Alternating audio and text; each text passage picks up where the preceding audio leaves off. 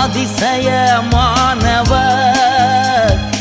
ஆறுதல் தருகிறார்.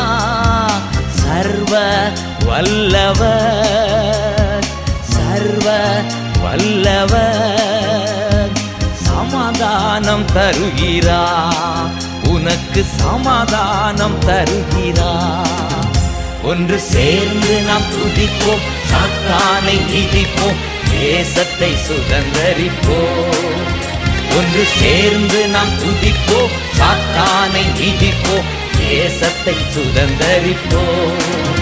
நம் இயேசு நல்லவர், ஒருபோதும் கைவிடா, ஒரு நாளும் இலகிடா.